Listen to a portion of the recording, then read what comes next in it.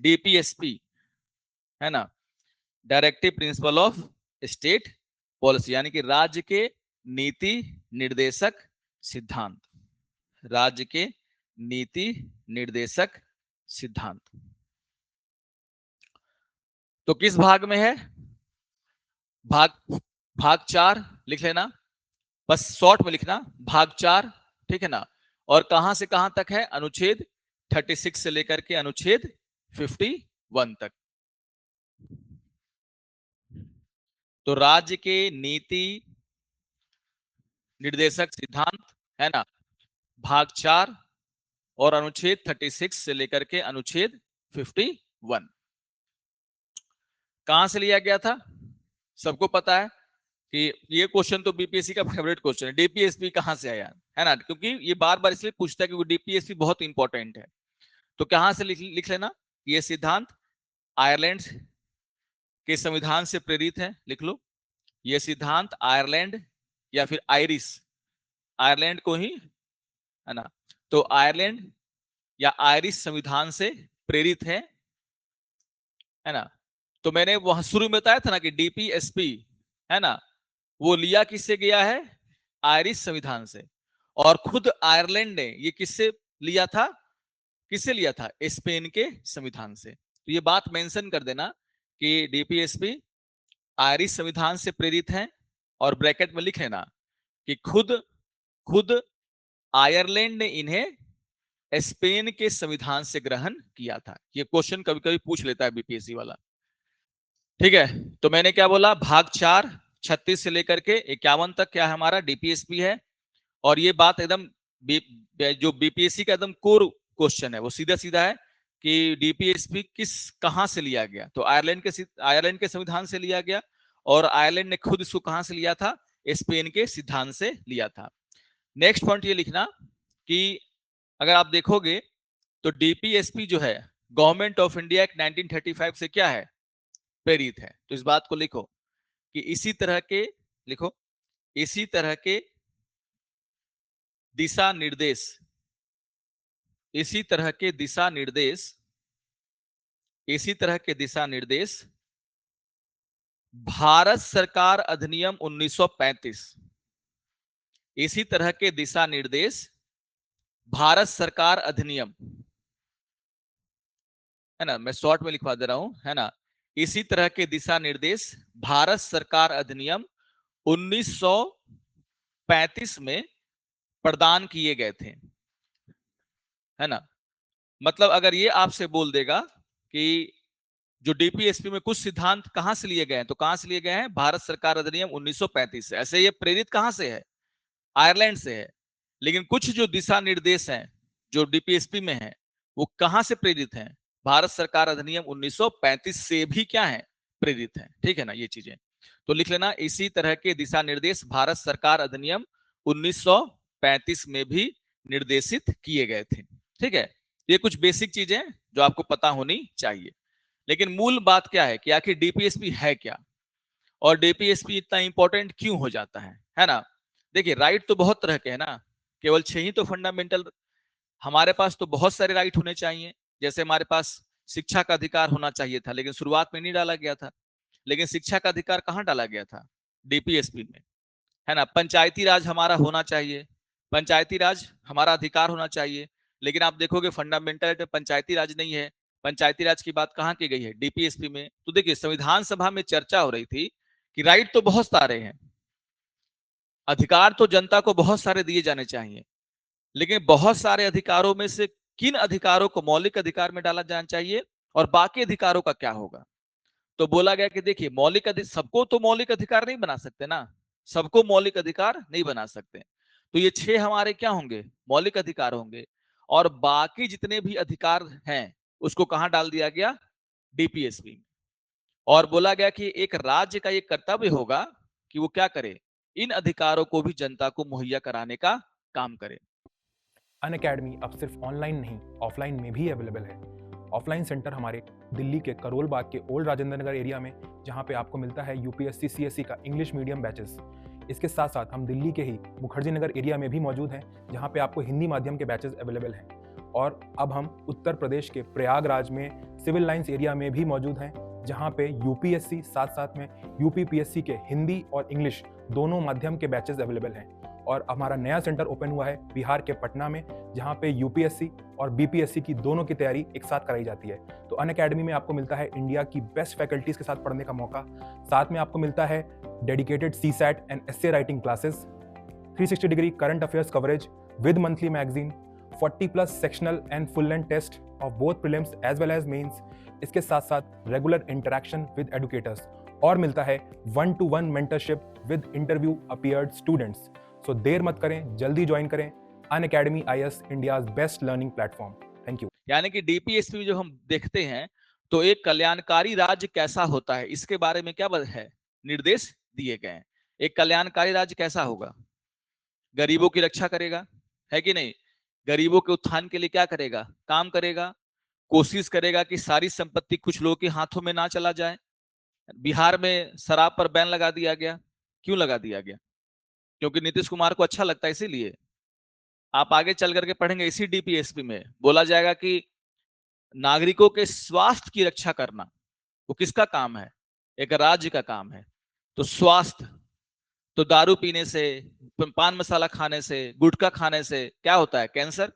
गुटखा खाने से कैंसर होता है ना जी।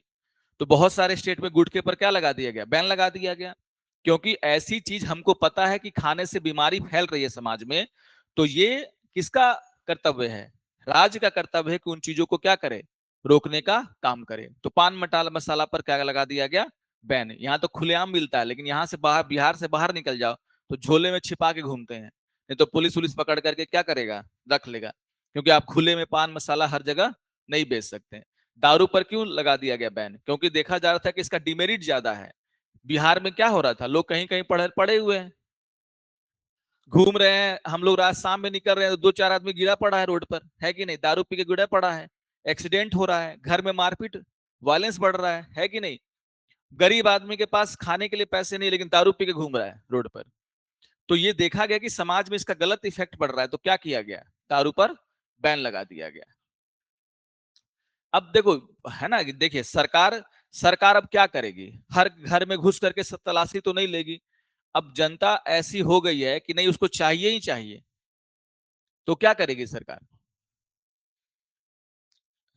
क्या चीज, एक मिनट। तो बाकी में मिल रहा है तो जाइए बाकी स्टेट में पीजिए, वही मैं कह रहा हूं, अभी हम लोग पढ़ेंगे बाकी स्टेट में क्यों नहीं है। लेकिन मेरा कहने का मतलब क्या है कि एक राज्य का ये कर्तव्य है, राज्य ने अपना कर्तव्य निभा दिया, उसने क्या बोला कि हम दारू पर क्या लगा देंगे, बैन। अब आप अगर फिर भी चोरी छुपे झारखंड से, झारखंड के, झारखंड और बिहार का बॉर्डर पे जाओगे तो दारू के ठेके खुले हुए हैं। तो जिसको, अब सरकार क्या कर सकती है, सरकार ने बोला कि देखिए, सरकार ने पान मसाला गुटखा पर 60% जो आपका फोटोज पे लिख दिया कि गुटखा खाने से कैंसर होता है। फिर भी लोग गुटखा खा रहे हैं ना, वही पूड़िया फाड़ेंगे, उसी को देख रहे हैं, अच्छा गुटखा खाने से कैंसर होता है, कोई बात नहीं। दो और दिन भर पूरा मुंह में उनका क्या चल रहा है, गुटखा। तो सरकार तो अपना कर्तव्य कर रही है। अब हमें अगर डूबना ही है तो जाइए डूबिए, कोई दिक्कत नहीं है कि नहीं। सरकार को तो शराब पर बैन लगाने से बिहार सरकार को घाटा हुआ है, क्योंकि आप शराब पर सबसे ज्यादा टैक्स लगता है। रेवेन्यू का अभी आज छोड़ दिया जाए, सरकार का खजाना भर जाए, है ना, ये चीजें, है ना। लेकिन सरकार ने सोचा कि नहीं, ये राज्य के लिए सही नहीं है। तो आप देखोगे कि ये राज्य का कर्तव्य है, और बहुत सारे राज्यों ने ऐसा कुछ ना कुछ किया है। तो मेरा समझाने का मतलब है कि जो डीपीएसपी है वो क्या करता है, वेलफेयर स्टेट, एक कल्याणकारी राज्य कैसा होता है उसके बारे में क्या करता है, निर्देश देता है कि राज्यों को ये काम करना चाहिए, अपने पर्यावरण की सुरक्षा करनी चाहिए, लोगों के स्वास्थ्य की सुरक्षा करनी चाहिए, बच्चों के लिए मिड डे मील। तो मिड डे मील शुरू करने का पीछे कारण क्या था, क्योंकि ये राज्य का कर्तव्य है, डीपीएससी बोलता है कि वो क्या करे, जो छोटे बच्चे हैं उनका विकास सही तरीके से हो, इसका क्या करे, सुनिश्चित करे। तो आप देखोगे कि माताओं को या फिर जो बच्चे जन्म लेते हैं उनको फ्री में वैक्सीन दिया जाता है। अगर फ्री में वैक्सीन नहीं दिया जाए तो कई सारे ऐसे गरीब बच्चे, क्योंकि वैक्सीन का दाम बहुत होता है, अगर प्राइवेट हॉस्पिटल में जाके आप वैक्सीन लेके देख लीजिए, एक एक वैक्सीन का दाम 700 रुपया, 800 रुपया, 1200, 1500 रहता है। तो जो आपको बच्चे को जो 2 महीने से 3 महीने से जो वैक्सीन लगना शुरू होता है, 6 महीने या 3-3 साल तक, 5-5 साल तक सरकार क्या दे रही है, उसको वैक्सीन दे रही है ना। तो उसका कीमत बहुत ज्यादा होता है। तो क्या गरीब आदमी ले पाएगा? नहीं। तो क्या गरीब आदमी का बच्चा पोलियो का शिकार हो जाए? नहीं ना। या उसको बीसीजी का टीका नहीं मिले, तो राज्य ने क्या किया, बोला सभी के लिए फ्री कर दो, जितने बच्चे जन्म लेंगे सबको क्या मिलेगा, वैक्सीन हम लोग देंगे। है कि नहीं? क्योंकि अमीर हो या गरीब, बीमारी से बचाना किसका काम है? राज्य का काम है। तो कहने का मतलब यह है कि जो डीपीएसपी है वो एक कल्याणकारी राज्य कैसा होना चाहिए इसके बारे में क्या करता है, बात करता है। और इसलिए डीपीएसपी इंपॉर्टेंट हो जाता है कि नहीं, एग्जाम पॉइंट ऑफ व्यू से, क्योंकि इसमें बहुत सारे ऐसे सिद्धांत हैं जो हमारे देश की सरकारों के लिए क्या है, मानना बहुत ही जरूरी। ठीक है ना, ये चीजें। तो उद्देश्य क्या था, है ना, लिख लो डीपीएसपी का उद्देश्य। डीपीएसपी का उद्देश्य, उद्देश्य याद रखना, पूछता ही पूछता है ना। तो पहला उद्देश्य क्या था, सामाजिक आर्थिक न्याय सुनिश्चित करना।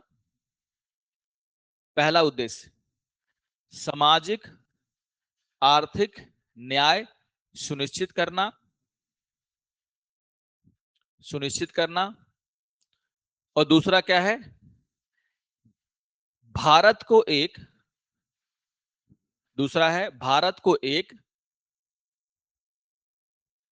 कल्याणकारी राज्य, भारत को एक कल्याणकारी राज्य के रूप में स्थापित करना।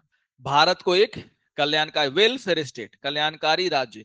तो हमारी देश की सरकारें बिजनेस नहीं करती, हमारे देश की सरकारें वेलफेयर का काम करती हैं, है कि नहीं। तो मिड डे मील योजना शुरू करती हैं, गरीबों के लिए मुफ्त में राशन दिया जा रहा है। तो एक कल्याणकारी राज्य कैसा होना चाहिए ये, क्योंकि भूखमरी अगर हो जाए देश में तो भूखमरी एक सरकार की क्या है, फेल्यूर है, कि ये सरकार के रहते किसी व्यक्ति को भोजन ना मिले, है ना। तो ये डीपीएसपी कह रहा है कि भूखमरी वगैरह जैसी चीजों से क्या है, हमें सरकार को क्या करना चाहिए, बचाना चाहिए, है ना।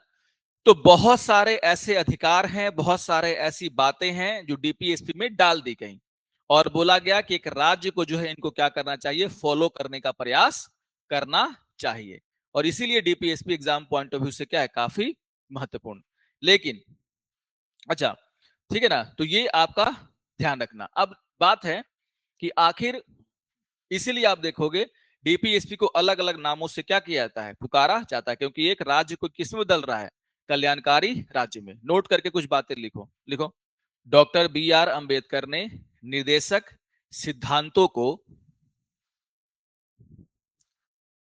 संविधान की विशेषता, ये खूब पूछा है बीपीएससी, है ना, novel features of the constitution, है ना, संविधान की विशेषता यानी कि novel features, NOVEL, novel features के रूप में वर्णित किया है। तो डॉक्टर बी आर अंबेडकर ने निर्देशक सिद्धांतों को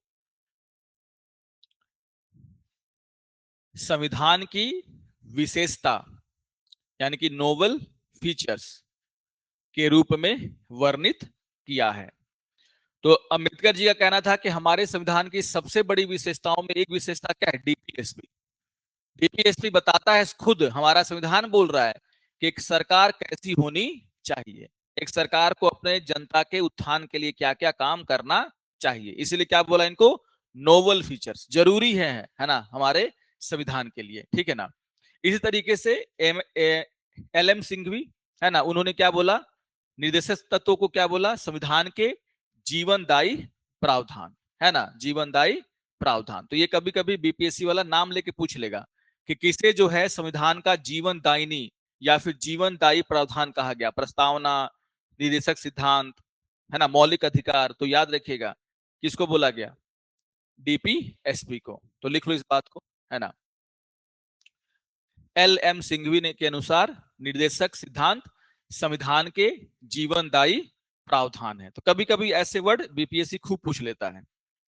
तो किसे अंबेडकर जी ने कहा संविधान की विशेषता, तो किसे कहा, डीपीएसपी को, है ना। LM सिंघवी ने किसे कहा, क्या कहा, डीपीएसपी को, संविधान के जीवनदायी प्रावधान। तो LM सिंघवी बहुत बड़े वकील हुआ करते थे भाई, अभिषेक मनु सिंघवी के रिश्तेदार, है ना। तो LM सिंघवी के अनुसार, है ना, निर्देशक तत्व संविधान के जीवनदायी प्रावधान है, संविधान के जीवनदायी प्रावधान है। तो ये कुछ युक्तियां दी गई हैं किसको, हमारे डीपीएसपी को, जो बीपीएससी वाला कभी कभी खूब पूछ लेता है, तो इसलिए मैंने डाल दिया है। कई बार आप बीपीएससी का प्रीवियस क्वेश्चन बनाओगे तो ऐसा क्वेश्चन पूछ लेता है कि सब मौलिक अधिकारों में सबसे महत्वपूर्ण मौलिक अधिकार कौन, तो अनुच्छेद 32। फिर दे देगा क्या कि संविधान के मूल भावना के बारे में या फिर उद्देश्यों के बारे में कौन बात करता है, तो प्रस्तावना, है कि नहीं। या फिर दे देगा कि संविधान के जीवनदायी प्रावधान कौन है। अगर आपने नहीं पढ़ा है तो आप मार दोगे, कुछ भी मार दोगे, प्रस्तावना को मार दोगे, मौलिक अधिकारों को मार दोगे, सब तो इंपॉर्टेंट है।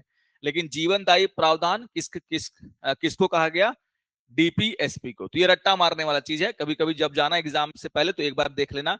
ऐसा क्वेश्चन भी बीपीएससी हमेशा बनाता रहता है, ठीक है ना, ये चीजें। अब सबसे इंपॉर्टेंट ये है कि आखिर मौलिक अधिकारों और डीपीएसपी के बीच में अंतर क्या है ना, अंतर क्या है, ठीक है ना। तो लिखो, तो टॉपिक लिखो, मौलिक अधिकार और राज्य के नीति निदेशक सिद्धांतों के बीच अंतर। मौलिक अधिकार और राज्य के नीति निर्देशक सिद्धांतों के बीच अंतर। मौलिक अधिकार और राज्य के नीति निदेशक सिद्धांतों के बीच अंतर। ये काफी इंपॉर्टेंट टॉपिक है और क्वेश्चन की भरमार रहती है यहां से, है ना, ठीक है। तो अंतर लिखेंगे, है ना। अंतर ऐसे काहे लिख दिया, ऐसे लिख ले हुए, वो अलग अलग करके लिखोगे क्या, कि एक साथ स्टेटमेंट वाइज लिखते जाएंगे, है ना, स्टेटमेंट वाइज लिखते हैं, है ना, ठीक है। तो लिख भी सकते हो, अगर ऐसे लिखना है क्या, एक तरफ डीपीएसपी और एक तरफ मौलिक अधिकार और बीच में एक लाइन, ऐसे लिखना है क्या, तो चलो लिखो, ऐसे ही लिखो। तो एक तरफ क्या लिख लेना, मौलिक अधिकार,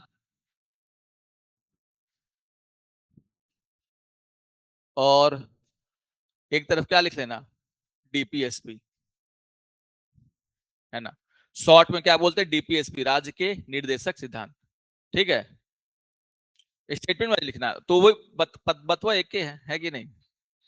हाँ पार लो, कोई बात नहीं, कोई बात नहीं, कोई बात नहीं, है ना। थोड़ा सा ऐसे किसी किसी को दिखता है कि इधर डीपीएसपी है इधर, तो उनको लगता है अच्छा अच्छा, वो बच्चा वाला हम लोग का स्कूल में नहीं लिखते थे उसी तरह से। तो कोई नहीं, तुम लोग स्कूल से तो स्कूल पास करके आए हो क्या, कितने लोग स्कूल पास करके आए हैं, जस्ट हम स्कूल पास करके पूरा पहुंच गए तैयारी करने, है ना। तो वो वाला आदत धीरे धीरे जाता है ना। चलो लिखो, तो यहां पर मौलिक, सबसे पहला तो अंतर सबको पता है, मौलिक अधिकार किससे प्रेरित है, किसके संविधान से प्रेरित है, वो कौन, मंगल ग्रह, यूएसए। तो लिख लो, मौलिक अधिकार अमेरिका के संविधान से प्रेरित है। मौलिक अधिकारों में लिखो, मौलिक अधिकार अमेरिकी संविधान से प्रेरित है। मौलिक अधिकार अमेरिकी संविधान से प्रेरित है कि नहीं। और डीपीएसपी आयरलैंड के संविधान से प्रेरित है।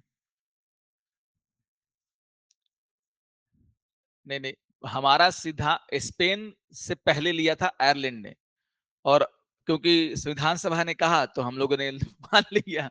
तो ये आयरलैंड के संविधान से, स्पेन ने खुद आगे चल करके हटा दिया इसको, लेकिन आयरलैंड के संविधान में अभी भी ये है, ठीक है ना, ये चीजें। तो क्या बोल रहे हैं कि हमारे फंडामेंटल राइट अमेरिकी संविधान से प्रेरित है, और डीपीएसपी किससे प्रेरित है, आयरलैंड के, है ना, संविधान से। अब देखो, हम लोग एक चीज पढ़े थे, सबसे बड़ा अंतर यही है, हम लोग पढ़े थे कि हमारे जो मौलिक अधिकार हैं वो क्या है, न्यायोचित होते हैं। मौलिक अधिकार न्यायोचित होते हैं। न्यायोचित का मतलब क्या होता है कि अगर न्यायालय का ये कर्तव्य होगा कि उसको क्या करे, लागू करवाए, उसकी रक्षा करने का अधिकार किसके पास है, न्यायालय के पास है। हम लोग बार बार अभी इतना 10 घंटा 15-16 घंटा पढ़े हैं क्या, फंडामेंटल राइट, तो इतना तो कम से कम सबको पता है कि हमारे मौलिक अधिकार क्या होते हैं, न्यायोचित होते हैं। लेकिन डीपीएसपी न्यायोचित नहीं है, ये सिद्धांत है। सिद्धांतों को आप लागू कर भी सकते हो और लागू नहीं भी कर सकते। जैसे तुमने कहा कि बिहार में तो शराब पर बैन है, लेकिन बाकी स्टेट में तो नहीं है, तो आप बाकी स्टेट वाले चले गए सुप्रीम कोर्ट, बोले कि देखिए बिहार में शराब बैन है, इसलिए हमारे स्टेट में भी शराब बैन होना चाहिए। और चूंकि बिहार में शराब बैन इसलिए क्योंकि निर्देशक सिद्धांत ये कहते हैं कि स्वास्थ्य की रक्षा करना है, तो सभी स्टेट को बोलिए कि वो क्या करे, दारू को बंद कर दें। कोर्ट ऐसा नहीं करेगा, क्योंकि हमारे डीपीएसपी न्यायोचित नहीं है। मतलब कोर्ट उसको इंप्लीमेंट नहीं करवा सकता, उसको सरकारें ही क्या करेंगी, इंप्लीमेंट करेंगी। तो जिस सरकार को लगा कि नहीं दारू पर बैन होना चाहिए, शराब पर बैन होना चाहिए, उसने क्या किया, उस पर बैन कर दिया। जिस स्टेट को नहीं लगा उसने बैन नहीं किया, है कि नहीं। कोई स्टेट कोई वेलफेयर के कोई और काम करता है, कोई स्टेट वेलफेयर के कोई और काम करता है ना, एक रूपता इसमें नहीं आ सकती। तो याद रखना कि डीपीएसपी न्यायोचित नहीं होते हैं। मतलब कोर्ट जो है इसको लागू कराने के लिए कोई निर्देश जारी नहीं कर सकता। रिट उट जारी करने का अधिकार किसके, सरकार, न्यायालय रिट जारी करती है ना, लेकिन किसके लिए रिट जारी करती है, मौलिक अधिकारों को लागू करने के लिए, ना कि डीपीएसपी को लागू करने के लिए। बात समझ में आ रहा है, ठीक है ना। तो डीपीएसपी क्या होते हैं, गैर न्यायोचित, और मौलिक अधिकार क्या होते हैं, न्यायोचित। तो मौलिक अधिकारों में लिखो दूसरा पॉइंट, लिखो मौलिक अधिकार न्यायोचित होते हैं।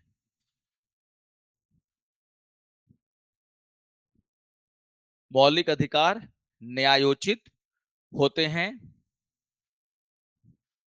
क्योंकि क्योंकि उल्लंघन होने पर क्योंकि उल्लंघन होने पर उन्हें क्योंकि उल्लंघन होने पर उन्हें अदालतों द्वारा क्योंकि उल्लंघन होने पर उन्हें अदालतों द्वारा लागू किया जा सकता है।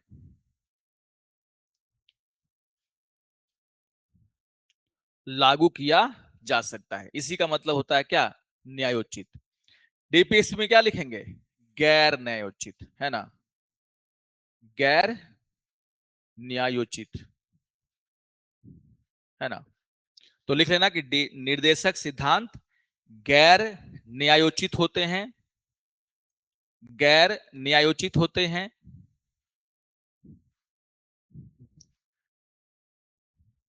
क्योंकि क्योंकि निर्देशक सिद्धांतों का उल्लंघन होने पर निर्देशक सिद्धांतों का उल्लंघन होने पर अदालतों द्वारा अदालतों द्वारा उन्हें अदालतों द्वारा उन्हें लागू नहीं किया जा सकता। अदालतों द्वारा उन्हें लागू नहीं किया जा सकता। अदालतों द्वारा उन्हें लागू नहीं किया जा सकता। ये सबसे बड़ा डिफरेंस है किसके बीच में, डीपीएसपी और फंडामेंटल राइट के बीच में, सबसे बड़ा डिफरेंस। यही बार बार पूछता है कि कौन न्यायोचित, तो फंडामेंटल राइट न्यायोचित और डीपीएसपी क्या, गैर न्यायोचित। ठीक है, तीसरा डिफरेंस लिखो, है ना। मान लो, अच्छा, तो ये तो हम लोग अगर इसको ऐसे भी लिखें कि अगर कोई कानून मौलिक अधिकारों का उल्लंघन करता है तो हम उन कानूनों को क्या कर सकते हैं, असंवैधानिक घोषित कर सकते हैं। लेकिन अगर कोई ऐसा कानून हम बनाते हैं जो डीपीएसपी के प्रावधानों के अनुकूल नहीं है तो उसको कोर्ट जो है खारिज नहीं कर सकती। तो तीसरा पॉइंट लिख लो, है ना, लिखो तीसरा डिफरेंस में मौलिक अधिकारों में लिख रहे हैं, यदि ऐसा कोई कानून यदि कोई कानून ऐसा लिखना, यदि कोई कानून जो मौलिक अधिकारों का उल्लंघन करता है, कोई कानून जो मौलिक अधिकारों का उल्लंघन करता है उल्लंघन करता है उन्हें उल्लंघन करता है उन्हें अदालतों द्वारा अदालतों द्वारा असंवैधानिक घोषित किया जा सकता है, असंवैधानिक घोषित किया जा सकता है। इवन उसको हम लोग हटा भी देते हैं, है ना। असंवैधानिक घोषित करने का मतलब क्या, उसको हम लोग क्या कर देते हैं, शून्य घोषित कर देते हैं। असंवैधानिक घोषित किया जा सकता है, क्योंकि हम लोग पढ़ करके आ रहे हैं ना। जब हम लोग मौलिक अधिकार शुरू किए थे तो हम लोग सीधे मौलिक अधिकार थोड़ी पढ़ रहे थे। हमने पढ़ा था पहले अनुच्छेद 12 और 13, और 12 और 13 दो चीजों को डिफाइन करता है। 12 किसको डिफाइन करता है, राज्य। राज्य का मतलब क्या होगा, क्योंकि हर जगह राज्य राज्य लिखा हुआ है तो राज्य का मतलब समझाता है। और 13 किसको समझा रहा है, विधि। कि विधि का कोई भी ऐसी विधि जो फंडामेंटल राइट के उल्लंघन करती होगी उसको हम लोग नहीं रहने देंगे, उसको खत्म ही कर दिया जाएगा। तो ये साफ साफ उसमें लिखा हुआ है। लेकिन डीपीएसपी में ऐसा कुछ भी हमने नहीं पढ़ा कि वहां पर कोई एक अनुच्छेद है जो बोल रहा है कि ऐसा कोई कानून जो डीपीएसपी का उल्लंघन करेगा उसको हम लोग क्या कर देंगे, असंवैधानिक या खारिज। ऐसा कुछ भी यहां पर लिखा हुआ नहीं है। यानी कि अगर कोई कानून ऐसा बनाया जाए जो डीपीएसपी के सिद्धांतों का उल्लंघन करता होगा तो कोर्ट के पास अधिकार नहीं है उसको क्या करने का, असंवैधानिक घोषित करने का, इस आधार पर कि वो डीपीएसपी का क्या कर रहा है, उल्लंघन। तो लिख लो डीपीएसपी में कि अगर कोई कानून निर्देशक सिद्धांतों का उल्लंघन करता है,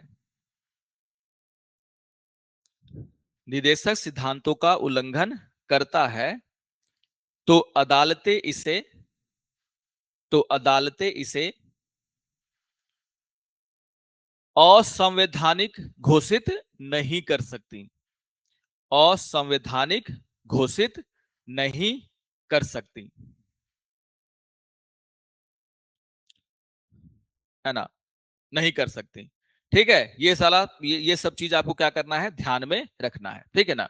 और इस सब से क्वेश्चन खूब पूछता है। और क्या अंतर है डीपीएसपी और फंडामेंटल राइट के बीच में?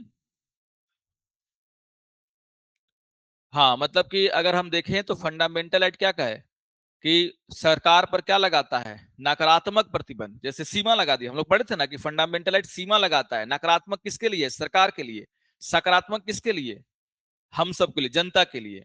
लेकिन निर्देशक सिद्धांत वेलफेयर की बात कर रहे हैं, सकारात्मक ही सकारात्मक है कि नहीं, ये हो जनता को ये भी मिल जाए, जनता को स्कूल भी मिल जाए, जनता को स्वास्थ्य के लिए भी काम कीजिए, जनता के लिए नौकरी का भी काम कीजिए, जनता को सब कुछ मिलना चाहिए, है ना। ये सब एकदम बड़ी बड़ी बातें कही गई हैं किसमें, डीपीएसपी में। तो डीपीएसपी एक तरीके से क्या है, सकारात्मक बात करा कि सरकार को क्या करना चाहिए, है ना, ये चीजें। तो बोलते हैं कि डीपीएसपी क्या है, नकारात्मक नकारात्मक प्रवृत्ति के होते हैं, किसके लिए, सरकार के लिए। जबकि डीपीएसपी सरकार के लिए क्या है, सकारात्मक है, क्योंकि वो सरकार को दिशा निर्देश दिखा रहा है कि आपको देश के लिए क्या क्या करना है, जनता के लिए क्या क्या करना है ना। फंडामेंटल राइट बोलता है कि तुम जो है हमारा मौलिक अधिकार छीन नहीं सकते, वो तो सीमा लगा दिया ना, ये चीजें। तो लिखो चौथा डिफरेंस, है ना, लिखो कि मौलिक अधिकार, है ना, मौलिक अधिकार राज्यों पर सीमाएं लगाते हैं, मौलिक अधिकार राज्यों पर सीमाएं लगाते हैं, सीमाएं लगाते हैं, और इसलिए उन्हें नकारात्मक प्रवृत्ति, नकारात्मक, है ना, नकारात्मक प्रवृत्ति का माना जाता है। नकारात्मक प्रवृत्ति किसके लिए, राज्य के लिए, याद रखना, नकारात्मक प्रवृत्ति का माना जाता है, नकारात्मक प्रवृत्ति का माना जाता है, ठीक है ना। कहां पे लिखा, मौलिक अधिकारों में। अब आ जाएंगे डीपीएसपी में। देखो देखो, जबकि निर्देशक सिद्धांत लिख लेना, जबकि निर्देशक सिद्धांत सकारात्मक निर्देश हैं, जबकि निर्देशक सिद्धांत सकारात्मक निर्देश हैं, और वो राज्य पर कोई भी सीमा नहीं लगाता, और वो राज्य पर कोई भी सीमा नहीं लगाता, है ना, है, ठीक है। एक और डिफरेंस लिखो, है ना, मौलिक अधिकारों में क्या कहा जाता है कि मौलिक अधिकार जो है वो व्यक्तिगत कल्याण के लिए है ना, व्यक्तिगत अधिकार है। मुझे बोलने का अधिकार मिला, आपको चुप रहने का भी अधिकार है। मुझे मुझे बोलने का अधिकार है, और बोलने के अधिकार में भी क्या है, चुप रहने का अधिकार। मौलिक अधिकार आपको बोल रहा है कि तुम प्रोटेस्ट करो, लेकिन हो सकता है ये थोड़ी बोल रहा है कि सबको प्रोटेस्ट होगा तो सबको निकल के घर से बाहर जाना ही है। अपना अपना तरीका है सबको क्या करने का, प्रोटेस्ट करने का। तो मौलिक अधिकार व्यक्तिगत अधिकार है ना। लेकिन जब हम ये बोलते हैं कि एक राज्य को स्वास्थ्य को लेकर के काम करना चाहिए, तो स्वास्थ्य किसी व्यक्तिगत का है। अगर सरकार अगर हॉस्पिटल खोलेगी तो हॉस्पिटल में हर कोई जाएगा ना, वो समाज के लिए खोल रही है, ना कि किसी एक व्यक्ति के लिए। तो हम बोलते हैं कि स्वास्थ्य के लिए क्या काम करना है, किसको? राज्य को। तो इसका मतलब स्वास्थ्य यानी कि सभी के स्वास्थ्य। तो कहा जाता है कि हमारा जो निर्देशक सिद्धांत है वो व्यक्तिगत नहीं है, वो प्राकृतिक रूप से क्या होता है, सामाजिक होते हैं, समाज के उत्थान के लिए बनाए गए हैं। और फंडामेंटल राइट क्या है हमारा? एक तरीके से व्यक्तिगत अधिकार है कि नहीं? कि हम व्यक्तिगत रूप से अपने धर्म को मान सकते हैं, व्यक्तिगत है ना। आप धर्म को मान भी सकते हैं और नहीं भी मान सकते हैं, कोई जरूरी थोड़ी है कि धर्म आपका होगा ही होगा। मेरी बात समझ में आ रही है? तो लिखो नेक्स्ट डिफरेंस में, किधर लिख रहे हैं? मौलिक अधिकारों में लिखो, मौलिक अधिकार व्यक्तिगत अधिकार होते हैं। मौलिक अधिकार व्यक्तिगत अधिकार होते हैं। मौलिक अधिकार व्यक्तिगत अधिकार होते हैं और व्यक्तिगत कल्याण को बढ़ावा देते हैं। मौलिक अधिकार व्यक्तिगत अधिकार होते हैं और व्यक्तिगत कल्याण को बढ़ावा देते हैं, है ना। व्यक्ति परक बोल देते हैं कभी कभी, व्यक्ति परक मतलब हर व्यक्ति को अलग अलग तरीके से अपना अधिकार मानने का अधिकार, ठीक है ना, ये चीजें। निर्देशक सिद्धांतों में क्या लिखेंगे? लिखो, जबकि निर्देशक सिद्धांत, जबकि निर्देशक सिद्धांत समाज के कल्याण को, जबकि निर्देशक सिद्धांत समाज के कल्याण को बढ़ावा देते हैं, जबकि निर्देशक सिद्धांत समाज के कल्याण को बढ़ावा देते हैं और इसलिए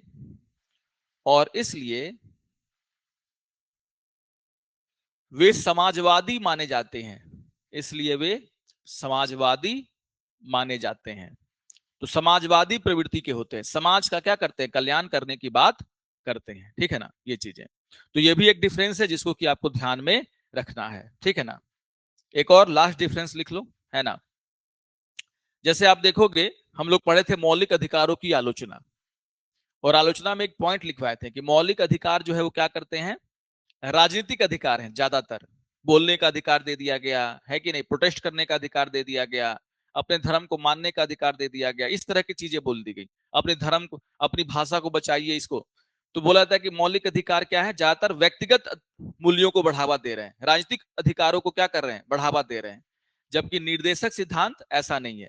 निर्देशक सिद्धांत समाज की बात कर रहा है, सोसाइटी की बात कर रहा है, समुदाय को बढ़ाने की बात कर रहा है, ठीक है ना, ये चीजें। तो एक लाइन, एक पॉइंट लिखो मौलिक अधिकारों में, लिखो, मौलिक अधिकारों का उद्देश्य, मौलिक अधिकारों का उद्देश्य, मौलिक अधिकारों का उद्देश्य देश में, मौलिक अधिकारों का उद्देश्य देश में राजनीतिक लोकतंत्र, मौलिक अधिकारों का उद्देश्य देश में राजनीतिक लोकतंत्र को बढ़ावा देना है, राजनीतिक लोकतंत्र को बढ़ावा देना है।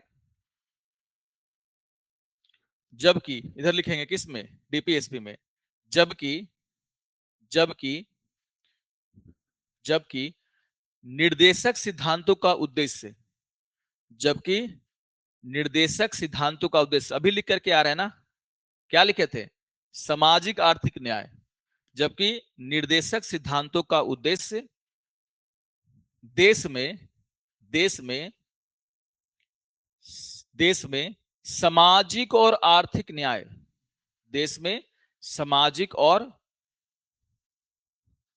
आर्थिक न्याय को बढ़ावा देना है, आर्थिक न्याय को बढ़ावा देना है।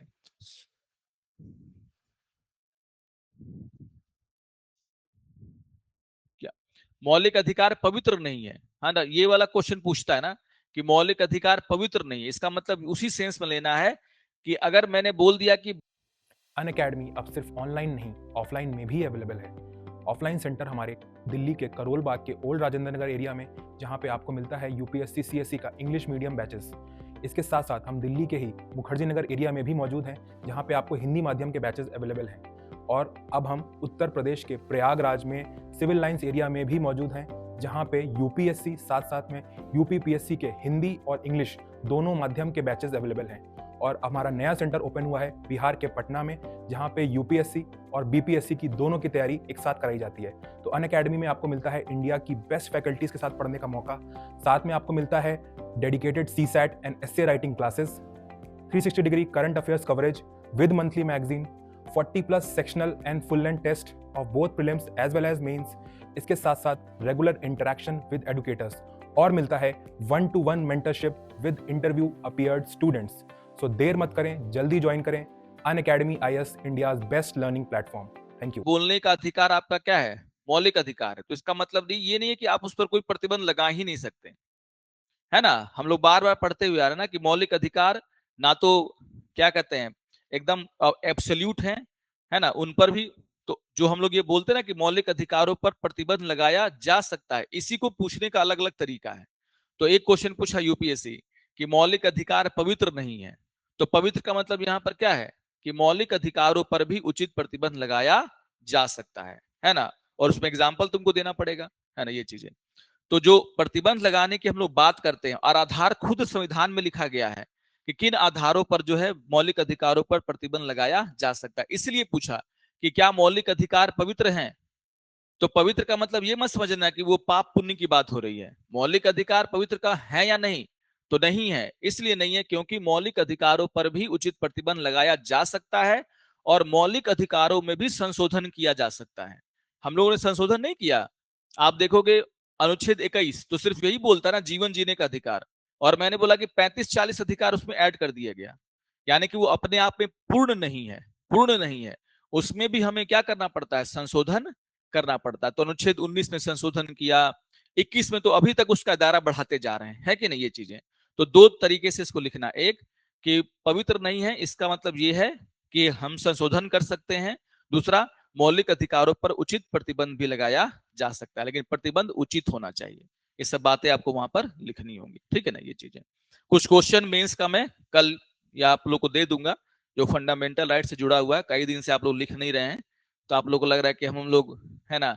तो 2-3 अब पहले तो है कि जो टेस्ट हो रहा है उसके 2 क्वेश्चन लिखे हैं कि नहीं आप लोगों ने। कल हम लोग डिस्कस कर लेंगे उस क्वेश्चन पर भी, ठीक है ना। आंसर नंबर सबका आ गया, कॉपी चेक नहीं हुआ है क्या?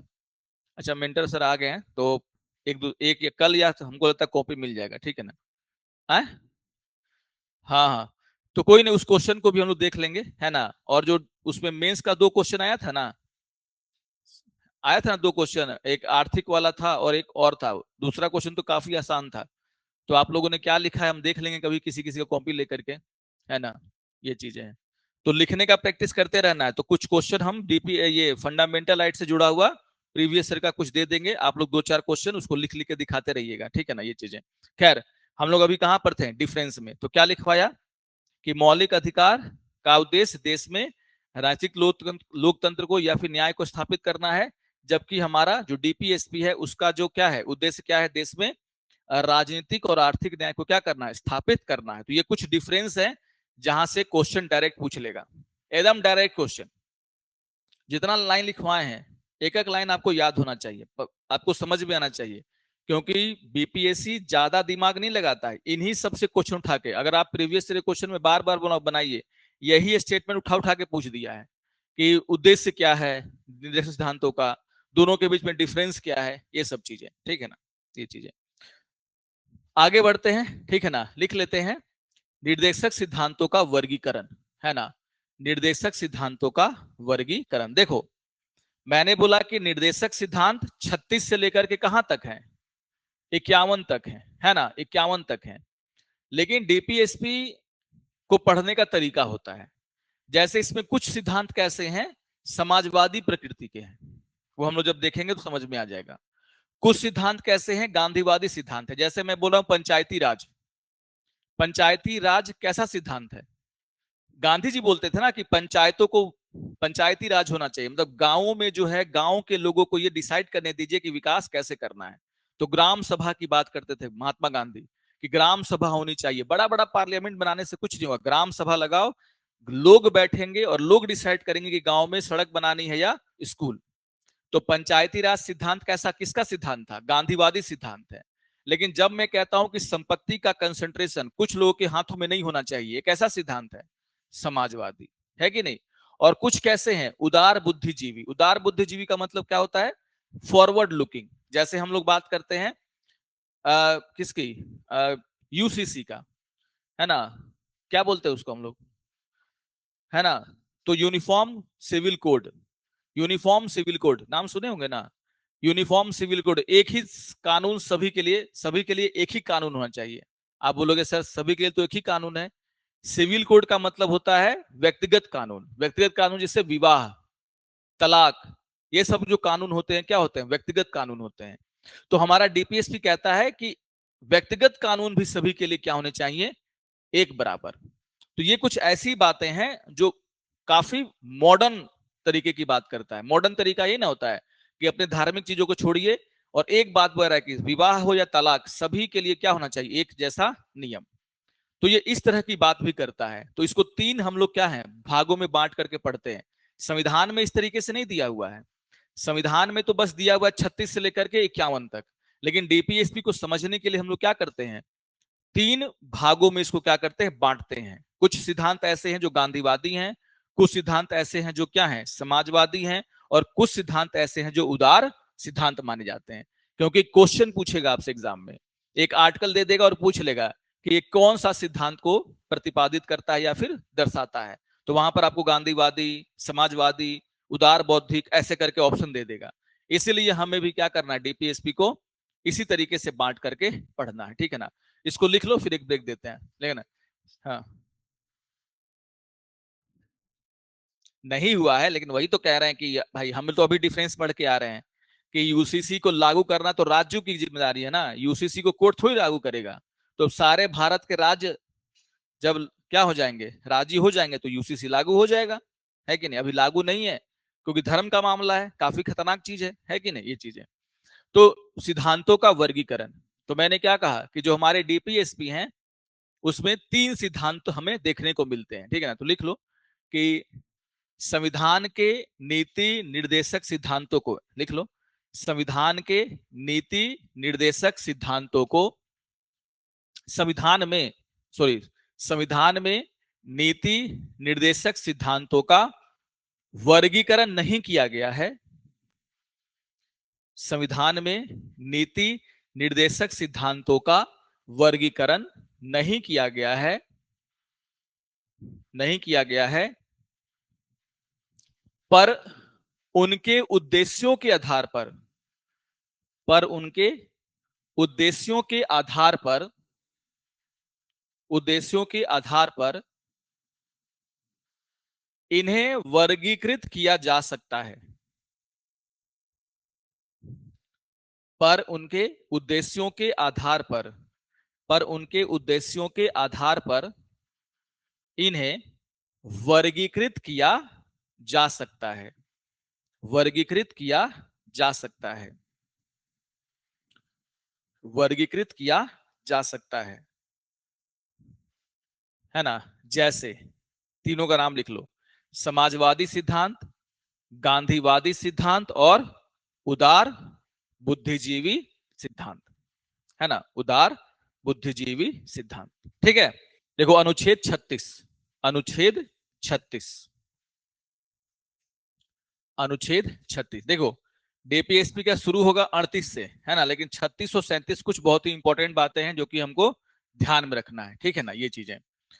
तो हम लोगों ने क्या देखा था, एक तो हमारा जो भी हम निर्देश दे रहे हैं, किसको दे रहे हैं, राज्य को दे रहे हैं ना। डीपीएसपी में जो भी निर्देश है कि आपको ये करना चाहिए, वो करना चाहिए, ये नहीं करना चाहिए, ये सब निर्देश किसके लिए है, राज्य के लिए है। तो राज्य का मतलब क्या, तो राज्य का मतलब वही जो हम फंडामेंटल राइट में पढ़ करके आ रहे हैं। अनुच्छेद 12 था ना, अनुच्छेद 12, तो अनुच्छेद 12 में जो राज्य की परिभाषा दी गई है वही अनुच्छेद 36 में भी क्या है, राज्य की परिभाषा है। और राज्य की परिभाषा हम लोग क्या पढ़े थे, राज्य का मतलब क्या, संसद और क्या, है ना, केंद्र सरकार, संसद और केंद्र सरकार। मतलब जो केंद्र सरकार से जुड़े हुए जो भी संस्थान हैं, जो भी मंत्रालय हैं, जो भी विभाग हैं, वो क्या माने जाएंगे, राज्य माने जाएंगे। और भारत की संसद यानी लोकसभा और राज्यसभा क्या है, राज्य है। राष्ट्रपति क्या है, एक राज्य माना जाएगा। तो उसको फंडामेंटल राइट क्या करना है, इंप्लीमेंट करना है। और निर्देशक सिद्धांत भी किसके लिए हैं, राज्य के लिए, यानी कि किसके लिए? संसद के लिए। किसके लिए? केंद्र सरकार के विभागों के लिए। दूसरा इसमें क्या था? विधानसभा, विधानसभा और क्या था? राज्य सरकार, है ना? क्या था? राज्य सरकार, यही ना था। और तीसरा क्या था इसमें? अन्य प्राधिकरण। क्या लिखा हुआ था? अन्य प्राधिकरण, प्राधिकरण। तो यही हम लोग क्या माने थे? राज्य माने थे ना। तो अनुच्छेद 12 में हम लोग ऑलरेडी राज्य का डेफिनेशन पढ़ चुके हैं कि राज्य का मतलब क्या। तो राज्य का मतलब क्या?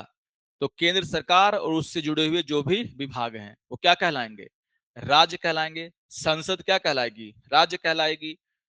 राज्य सरकार और उससे जुड़े हुए जो भी विभाग हैं वो राज्य कहलाएंगे। विधानसभाएं क्या होंगी? राज्य की श्रेणी में आती हैं। और तीसरा हम लोग क्या पढ़े थे? अन्य प्राधिकरण। और अन्य प्राधिकरण में तो हम लोगों ने पूरा जो है खोल के रख दिया उसको, क्या है, सुप्रीम कोर्ट के जजमेंट के द्वारा, कि अन्य प्राधिकरण का मतलब क्या? एक प्राइवेट संस्थान भी अन्य प्राधिकरण माना जा सकता है जब वो क्या करता है? कोई लोक महत्व का काम या फिर सार्वजनिक कार्य कर रहा हो, है ना, ये चीजें। तो वही डेफिनेशन यहां पर भी है, सेम टू सेम। तो अनुच्छेद 36 भी राज्य को डिफाइन कर रहा है, अनुच्छेद 12 भी किसको डिफाइन कर रहा है? राज्य को। बस यहां पर यह लिख दिया गया है कि यहां पर भी राज्य की परिभाषा वही होगी जो भाग 3 में दी गई है। तो भाग 3 में जो अनुच्छेद 12 में राज्य की परिभाषा है वो भी यहीं पर क्या मानी जाती है? राज्य की परिभाषा। तो फंडामेंटल राइट भी किसके हो? राज्य पर आरोपित होते हैं कि राज्य हमें क्या देगा? फंडामेंटल राइट देगा। और निर्देशक सिद्धांत भी किसके लिए हैं? राज्य को के लिए निर्देश हैं। और राज्य का मतलब क्या? जो मौलिक अधिकारों में राज्य की परिभाषा दी गई है कि नहीं? यानी कि अगर मैं बोल रहा हूं कि शराब पर स्वास्थ्य के लिए काम करना चाहिए, तो स्वास्थ्य के लिए काम हम करेंगे कि मेरा काम है क्या हॉस्पिटल खोलना? किसका काम है? राज्य का काम है ना। ये सरकार का काम है कि वो क्या करे? सरकारी हॉस्पिटल खोले और वहां पर जनता को क्या दे? सुविधाएं दे, है ना। तो निर्देशक सिद्धांत राज्य के ऊपर आरोपित होती है, ना कि किसी व्यक्ति के ऊपर। हम पान गुटखा मसाला के लिए क्या कर सकते हैं? बहुत होगा तो आंदोलन करेंगे कि पान गुटखा मसाला पर क्या करो? बैन लगाओ। लेकिन पान मसाला गुटखा पर बैन लगाने का अधिकार किसके पास है? सरकार के पास है। और सरकार ही तो राज्य कहलाती है ना, ये चीजें। ठीक है, तो लिख लेना अनुच्छेद 36 के अनुसार क्या बोला गया? अनुच्छेद 36 में राज्य की परिभाषा है। अनुच्छेद 36 में क्या है? राज्य की परिभाषा है। और इसमें क्या लिखा गया है? कि राज्य की परिभाषा वही है जो भाग 3 में दी गई है। लिख लो। और यहां पर राज्य की परिभाषा वही है जो भाग 3 में क्या है? आपका मौलिक अधिकार, जो भाग 3 में दी गई है, जिसमें मौलिक अधिकार शामिल है। मौलिक अधिकार शामिल है। ठीक। तो 36 डिफाइन करता है राज्य को। और राज्य का डेफिनेशन मौलिक अधिकार के लिए भी सेम है और निर्देशक सिद्धांतों के लिए भी क्या है? सेम है। ठीक है ना। तो जो नए लोग आए हैं वो राज्य लिख सकते हैं। राज्य का मतलब क्या है? मैंने क्या लिख दिया? संसद और केंद्र सरकार। राज्य का मतलब क्या? विधानसभा और क्या? राज्य सरकार। और राज्य का मतलब क्या? अन्य प्राधिकरण, है ना। इनको हम लोग क्या बोलते हैं? राज्य।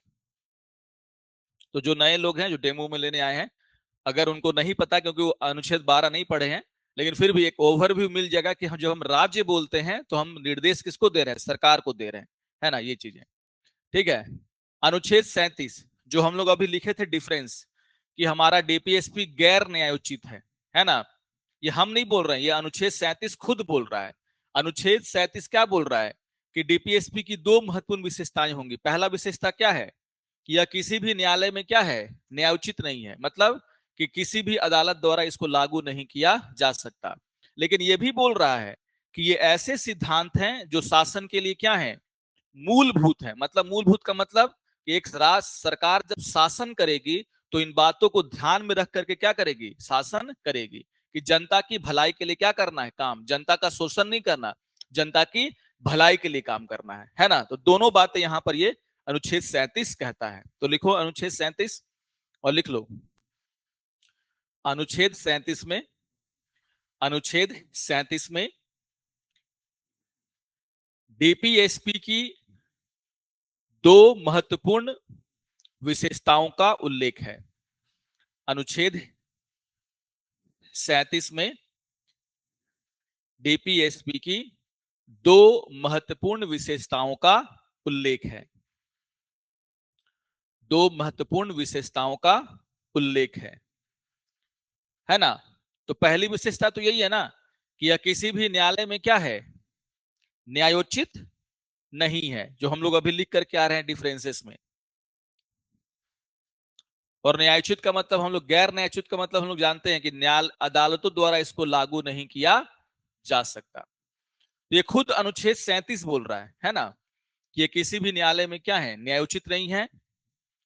और दूसरा क्या बोल रहा है कि निर्देशक सिद्धांत देश के शासन के लिए क्या है, मूलभूत है, आधार है। और इन तत्वों को लागू करना राज्य का क्या होगा, कर्तव्य होगा।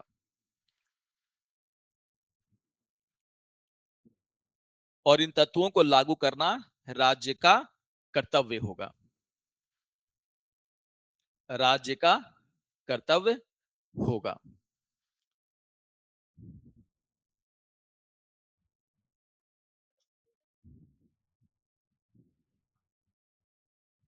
अरे कर्तव्य होगा ना, कर्तव्य मान भी सकते हैं, नहीं भी मान सकते हैं। मैंने बोला कि झूठ बोलना पाप है, तो क्या कल से झूठ बोलना छोड़ दोगे, है ना। कोशिश करेंगे कि झूठ नहीं बोले, लेकिन वक्त पड़ने पर झूठ बोल ही दोगे। मैंने वही बोला ना कि आपका कर्तव्य है। तो कर्तव्य तो ऐसा चीज होता है जो हम पर डिपेंड करता है ना, कि हम उस कर्तव्य को किस हद तक जाके निभाते हैं। तो कोई राज्य दारू पर बैन लगाया, किसी ने नहीं लगाया, है ना। ये चीजें तभी तो बोल रहा है कि न्यायोचित नहीं है, कर्तव्य बोल रहा है ना, न्यायोचित नहीं है। कर्तव्य का मतलब क्या है कि हमने आपको बोला कि ये करना आपका कर्तव्य होगा, लेकिन ये थोड़ी बोला कि तुम कर्तव्य नहीं करोगे तो तुमको ये कर देंगे, है ना। ऐसा नहीं है। तो कर्तव्य है, और कर्तव्य को निभाया भी जा सकता है, या फिर कुछ लोग कम निभाएंगे, या फिर कभी कभी लोग कर्तव्य को निभाते भी नहीं है ना। तो नैतिक चीजें है ना। हाँ, तो क्या हो गया, प्रोटेस्ट होगा। अब सरकारों को लगेगा कि जो सही है तो उसको देना पड़ेगा, नहीं सही लगता है तो नहीं देती हैं। अब आप मांगोगे, आप हैं ऊंची जाति के, और कल को बोलोगे कि हमको आरक्षण दे दो ओबीसी बना करके, तो क्या सरकार मान लेगी, नहीं ना। या फिर आप बहुत अमीर व्यक्ति हैं और बोलोगे कि हमको अब राशन चाहिए मुफ्त में, तो सरकार देगी क्या आपको। आप अमीर व्यक्ति है ना, हम किसको राशन देंगे, गरीबों को देंगे ना। तो आपके गैर जरूरी मांगों को सरकार नहीं मानेगी, लेकिन आपके जरूरी मांगों के लिए क्या है, सरकार अगर आप प्रोटेस्ट करेंगे तो मानती है कि नहीं, ये चीजें। तो सरकार, है ना। तो मैं क्या बोल रहा हूँ कि डीपीएसपी गैर न्यायोचित होती है, न्यायालय इसको इंप्लीमेंट नहीं कर सकते। इसको कब भी करेगी तो कौन करेगा, एक राज्य सरकार ही करेगी, सरकार ही कर सकती है इसको। तो कुछ सरकारें करती हैं, कुछ सरकारें नहीं करती, लेकिन जनरली हर सरकार, अभी आप देखो ना बिहार में इलेक्शन आ रहा है ना, कितना सारा काम करते हैं, स्टूडेंट को स्कॉलरशिप दे रहे हैं, महिलाओं को पढ़ने के लिए पैसा दे रहे हैं, कहीं पर कुछ दे रहे हैं, कहीं पर कुछ दे रहे हैं। यही तो कल्याणकारी राज्य है कि नहीं। यही तो कल्याणकारी राज्य है। अब जिस राज्य में जाओ, इलेक्शन आते ही 300 यूनिट बिजली फ्री बोल रहे हैं ना। तो ये क्यों, क्या है, एक कल्याणकारी राज्य है वो, कि गरीबों को अगर हमारे पास पैसा है तो हम 400 यूनिट बिजली का पैसा देने का हिम्मत रखते हैं। लेकिन जो गरीब है उसके पास पैसा अगर नहीं होगा तो सब्सिडी देना पड़ेगा ना उसको, नहीं तो वो गरीबी में कैसे रहेगा, पंखा लेकर के। तो आप बोलोगे सर गरीब है तो क्या हुआ, पंखा लेके रहे। लेकिन राज्य के लिए वो गरीब है तो राज्य को उसकी सहायता करनी होगी, उसके जीवन में क्या करना होगा, सुधार करना होगा। इसलिए वो क्या बोलता है, 100 यूनिट क्या देंगे तुमको फ्री, ताकि कम से कम जीवन यापन के लिए जो बिजली है वो तो कम से कम जला लो। भले एसी नहीं चलाएगा लेकिन पंखा तो चला सकता है 100 यूनिट में। ये चीजें हैं। तो तभी तो आप देखोगे दिल्ली में या फिर बहुत सारे राज्यों में क्या किया गया, है ना, बिजली मुफ्त की गई, है कि नहीं। बिहार सरकार नहीं कर सकता क्योंकि पहले ही से आपकी बिजली विभाग घाटे में चल रही है, इतना कि क्या कहा जाए, है ना, ये चीजें। तो खैर अनुच्छेद 37 क्या बोल रहा है, दो विशेषता बता रहा है। पहला कि अनुच्छेद 37 बोल रहा है कि आपके जो नीति निर्देशक सिद्धांत होंगे वो न्यायोचित नहीं है। और दूसरा क्या बोल रहा है कि वो सरकारों के लिए क्या है, एक तरीके से सिद्धांत है, मूलभूत है, और उनको लागू करना उनका क्या होगा, कर्तव्य होगा। ठीक है ना, ये चीजें। तो अनुच्छेद 36 और 37। अब और कुछ पूछना है, पूछना क्या चाह रहा था तुम, कि लागू कर देंगे कि नहीं करेंगे, नहीं करेंगे तो कोई कुछ नहीं कर सकता है। आप ही कर सकते हैं, चुनाव में वोट डाल के हटा सकते हैं। कोई सरकार वेलफेयर के काम नहीं कर रही है कि नहीं? तो आपका क्या, आपको 5 साल के बाद वोटिंग का राइट दिया गया है ना, तो आप उसको हटा सकते हैं, सीधी सी बात है। ये चीजें न्यायालय थोड़ी हटा देगा कि तुम डीपीएसपी लागू नहीं किया तो हम क्या करेंगे, तुमको हटा देंगे, ठीक है ना। तो ये 36 और 37 को ध्यान में रखना है, ठीक है ना। यहां से शुरू होता है आपका क्या, डीपीएसपी का मूल आर्टिकल। सबको लिखना नहीं है, कल आपको पीपीटी मिल जाएगा प्रिंट आउट, है ना। मैं आपको समझाते चलता हूं, बस आपको देखना है ना अभी, और समझना है। और समझना ही नहीं कि बस बोल दिए सर लिखना नहीं है तो बस सो गए क्लास में, है ना। क्योंकि ये कल मिलेगा, लेकिन आपको यहां से काफी सारे क्वेश्चन पूछे जाएंगे। तो हम सबसे पहले क्या देखेंगे, समाजवादी सिद्धांत। समाजवादी का मतलब क्या होता है, वेलफेयर के काम, है ना। तो कुछ समाज में क्या है, समानता लाने की बात करता है समाजवादी सिद्धांत, ये सब की बात करता है, ठीक है ना। तो अनुच्छेद 38 जो है, आप देखोगे उसमें जो बातें कही गई हैं, पढ़ते ही आपको समझ में आ जाए कि वो क्या है, समाजवादी सिद्धांत है। जैसे अनुच्छेद 38 क्या कहता है कि राज्य को एक ऐसी सामाजिक व्यवस्था सुनिश्चित करनी चाहिए जो अपने सभी नागरिकों को सामाजिक, राजनीतिक और आर्थिक न्याय क्या करे, प्रदान करे। सामाजिक, आर्थिक और ये राजनीतिक न्याय। और न्याय का डेफिनेशन हम लोग पढ़ के आ रहे हैं प्रस्तावना में। सामाजिक न्याय का मतलब क्या होता है कि किसी भी छोटे, सामाजिक न्याय का मतलब क्या, कि अगर समाज में स्टेटस के नाम पर, जाति के नाम पर क्या है, कोई भेदभाव है, उसको क्या करना, खत्म करना। आर्थिक न्याय का मतलब क्या होता है कि अगर समाज में क्या है, कुछ लोग बहुत गरीब हैं, कुछ बहुत अमीर हैं, तो अमीर और गरीबों की खाई जो है उसको क्या करना, कम करना। गरीबों के उत्थान के लिए क्या करना, कम करना, ताकि वो भी गरीबी रेखा से क्या आ जाए, ऊपर आ जाए। राजनीतिक न्याय का मतलब क्या होता है कि देश के सभी समुदायों की भागीदारी देश की सरकार में होनी चाहिए, संसद में होनी चाहिए, विधानसभाओं में होनी चाहिए, उनको भी उचित प्रतिनिधित्व मिलना चाहिए। इसी को हम लोग क्या बोलते हैं, राजनीतिक न्याय। जो भी असमानता है उसको क्या करना, दूर करना। कैसा सिद्धांत है, समाजवादी सिद्धांत। समानता लाने की क्या कर रहा है, बात कर रहा है। तो अनुच्छेद 38 साफ साफ कह रहा है कि राज्य को क्या करना चाहिए, सामाजिक, राजनीतिक और आर्थिक न्याय स्थापित करने का प्रयास करना चाहिए। इसी का दूसरा भाग क्या कह रहा है, अच्छा ये सब चीजें बहुत इंपॉर्टेंट है। एग्जाम में बहुत बार जो है डीपीएसपी में बीपीएससी यही पूछा है कि अनुच्छेद 38 के दूसरे भाग को किस संविधान संशोधन के द्वारा क्या किया गया, जोड़ा गया। तो कौन सा संविधान संशोधन था, 44वां संविधान संशोधन। और क्या बोलता है ये, देखिए अगर मैं आपको बोलूं कि सामाजिक, राजनीतिक और आर्थिक न्याय, लेकिन आप में से आधे लोग कंफ्यूज जाएंगे, खास करके जिन्होंने क्लास नहीं किया है शुरुआती, वो बोलेंगे सर न्याय, न्याय क्या होता है, आर्थिक न्याय का मतलब क्या होता है, सामाजिक न्याय का मतलब क्या होता है। क्लियरिटी नहीं है। क्लियरिटी प्रदान करता है क्या, इसका दूसरा भाग। अब मैंने बोला ना सामाजिक, आर्थिक न्याय, आर्थिक न्याय का मतलब क्या है, आय में जो क्या है असमानता, उसको दूर करने का प्रयास करना। तो अनुच्छेद 38 का दूसरा भाग 44वें संविधान संशोधन करके जोड़ दिया गया।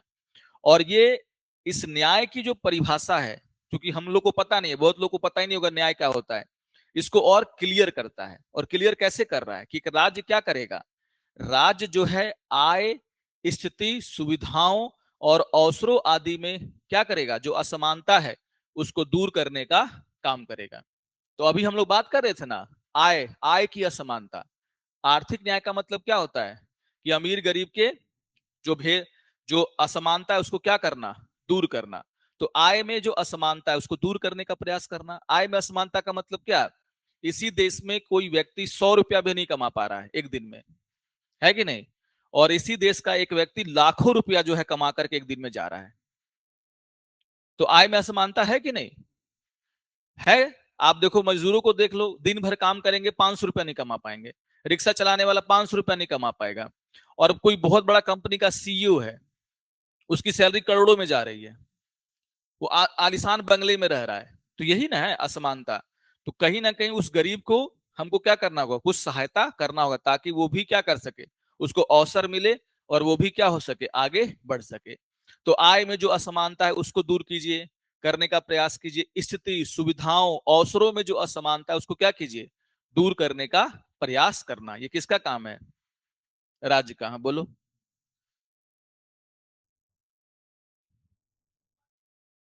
इक्वल बेस पे कभी आ सकता है कोई, ये तो तुम वही सपना, मुंगेरी लाल के सपने इसको बोलते हैं कि सब कोई एक, हम तो जब आर्थिक न्याय पढ़ा रहे थे तो क्या बोले थे कि कभी भी आर्थिक समानता नहीं आ सकती। हम ये नहीं बोल सकते कि तुम और तुम्हारे पास सेम ही पैसा हो। ऑब्वियसली तुम बोल सकते थे यहाँ पर कि सर वो जो आदमी सीईओ बना है उसने तो मेहनत की है ना, पढ़ाई लिखाई किया होगा, मेहनत किया होगा, तब तो आज किसी कंपनी का सीईओ बना है। ठीक है, उसको बना क्योंकि उसको अवसर मिला, उसको पढ़ने का अवसर मिला होगा, वो आगे बढ़ा और उसको आज कहाँ पर।